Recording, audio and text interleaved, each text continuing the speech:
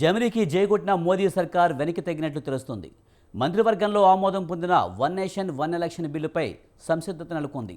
పార్లమెంట్లో బిల్లు ప్రవేశపెడతామని ప్రకటించి అంతలోనే జాప్యం ఎందుకన్న టాక్ పొలిటికల్ వర్గాల్లో ప్రస్తుతం హాట్ టాపిక్గా మారింది.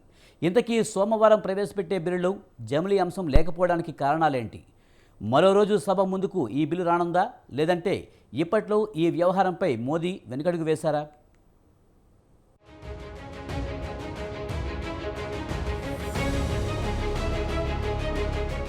దేశవ్యాప్తంగా వన్ నేషన్ వన్ బిల్లుపై జోరుగా చర్చ సాగుతుంది. ముఖ్యంగా రాజకీయ వర్గాల్లో ఈ అంశం హాట్ టాపిక్ గా మారింది. జమిలీ ఎన్నికలకు జైకొట్టిన కేంద్రం వెనకడుగు వేసినట్టు వార్తలు జోరందుకున్నాయి. ఈ నెల 12న వన్ నేషన్ వన్ బిల్లుకు కేంద్ర కేబినెట్ ఆమోదం తెలిపింది. ఆ తర్వాత లోక్సభలో ఈ బిల్లును పార్లమెంట్లో కేంద్ర మంత్రి అర్జున్ రామ్ మేఘ్వాల్ ప్రవేశపెడతారని ప్రభుత్వం ప్రకటించింది కూడా. అంతేకాదు, లిస్టులోనూ ఈ బిల్లును చేర్చింది. అవగాహన కోసం ఎంపీలకు బిల్లుల కాపీలను పంపిణీ చేసింది. అయితే అంతలోనే బిల్లు వ్యవహారంలో కీలక పరిణామం చోటు చేసుకుంది. సోమవారం బిజినెస్ అజెండా నుంచి వన్ నేషన్ వన్ ఎలక్షన్ బిల్లులను లోక్సభ తొలగించింది. ఈ మేరకు అప్డేట్ చేసిన లిస్టులో ఈ బిల్లులు కనిపించకపోవడంతో ఈ బిల్లులు చట్టసభల ముందుకు రావడంపై సందిగ్ధత నెలకొంది. పైగా డిసెంబర్ 20తో ప్రస్తుత శీతాకాల సమావేశాలు ముగియనుండటంతో ఈ బిల్లును తిరిగి ఎప్పుడు సభలో ప్రవేశపెడతారనే విషయంపై కూడా ఎలాంటి సమాచారం లేదు. ఈ పరిణామాలను బట్టి ఈ సెషన్లోనే సభ ముందుకు బిల్లులను తీసుకువస్తారా, లేదంటే జమిలీ ఎన్నికలపై మోదీ వెనక్కి తగ్గారా అన్నది ప్రస్తుతం రాజకీయ వర్గాల్లో హాట్ గా చర్చ సాగుతుంది. అలాగే మరోవైపు సోమవారం మధ్యాహ్నం 3 గంటల వరకు కేంద్ర హోంమంత్రి అమిత్ షా ఛత్తీస్గఢ్లోని రాయ్పూర్లోనే పర్యటిస్తుండటంతో ఈ బిల్లు రేపటి లోక్సభ అజెండా నుంచి పక్కకు వెళ్లినట్టు తెలుస్తుంది.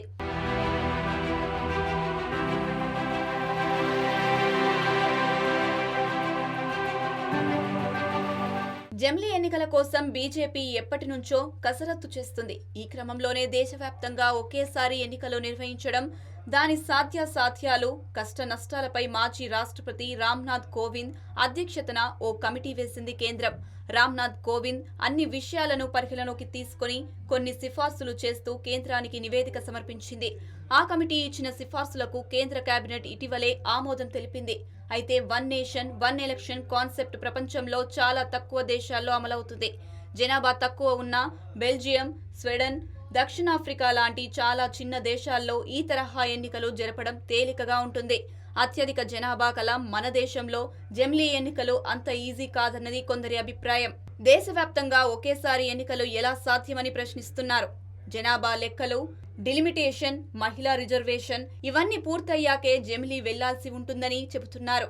దీనికి తోడు రాజ్యాంగ సవరణలు, రామ్నాథ్ కమిటీ సిఫార్సులు అమలు చేయాల్సి ఉంటుందన్నారు.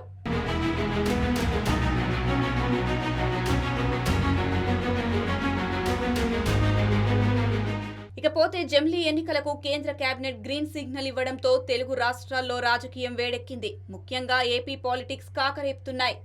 త్వరలో జమిలీ ఎన్నికలు వస్తాయని వైసీపీ ఎంపీ విజయసాయిరెడ్డి కీలక వ్యాఖ్యలు చేశారు. వన్ నేషన్ వన్ ఎలక్షన్ జరుగుతుందన్నారు. విశాఖ నగరంలో వైసీపీ కార్యాలయాన్ని ప్రారంభించిన ఆయన అసెంబ్లీ ఎన్నికల్లో ఓడిపోయామనే ఆందోళన అవసరం లేదన్నారు. 2027 ఎన్నికలకు అందరం సిద్ధంగా ఉండాలని పార్టీ శ్రేణులకు పిలుపునిచ్చారు. మహిళలకు 33% రిజర్వేషన్లు వస్తాయని, అసెంబ్లీ ఎంపీ స్థానాలు పెరుగుతాయని ధీమా వ్యక్తం చేశారు. పార్లమెంటులో వన్ నేషన్ వన్ ఎలక్షన్ అన్నటువంటి బిల్లు వస్తుంది. 2027లో ఎన్నికలు జరుగుతాయి అన్నటువంటి విషయాన్ని నేను చెప్తా వచ్చాను. బీజేపీ పార్టీకి అనుకూలంగా, అంటే అధికార పక్షానికి అనుకూలంగా లేనట్లయితే ఏదన్నా పోస్ట్పోన్ చేయొచ్చేమో కానీ, ఎందుకంటే ఈ చట్టంలో బిల్లులో ఒకటే పొందుపరిచారు. ఆ డేట్ అనేటటువంటిది ఎప్పుడు అమల్లోకి వస్తుందన్నటువంటిది భవిష్యత్తులో ప్రభుత్వం నిర్ణయిస్తుంది అన్నటువంటి విషయాన్ని. వారికి అనుకూలంగా లేకుండా పోస్ట్పోన్ చేస్తారేమో కానీ తప్పకుండా 2027లో మనకి ఎన్నికలు వస్తాయి.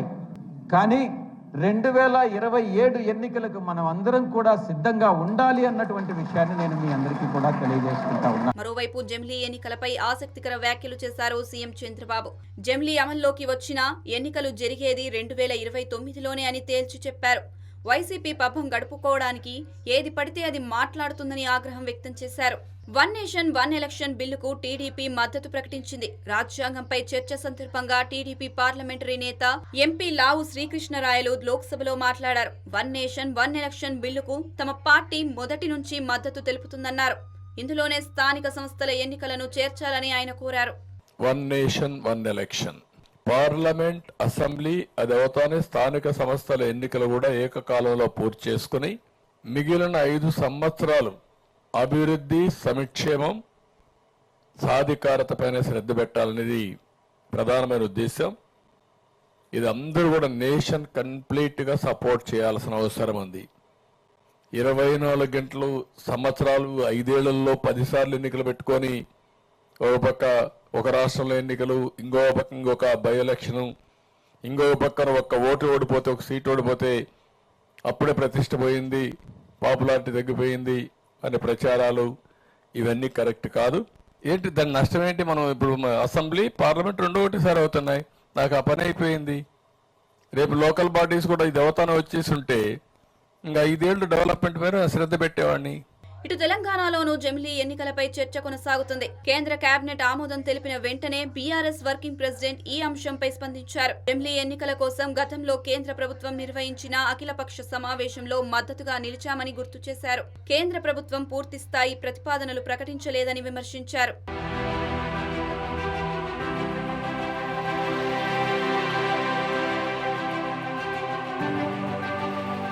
ఇలా మొత్తానికి వన్ నేషన్ వన్ ఎలక్షన్ వ్యవహారంతో దేశ రాజకీయాలు వేడెక్కాయి. మరి సోమవారం తర్వాత జరిగే సెషన్లోనైనా జమిలీ బిల్లు సభ ముందుకు వస్తుందా, లేదంటే ఇప్పట్లో ఈ వ్యవహారాన్ని మోదీ ప్రభుత్వం పక్కన పెట్టిందా అన్నది పార్లమెంట్ సమావేశాలు పూర్తయితే కానీ తెలిసే అవకాశం లేదు.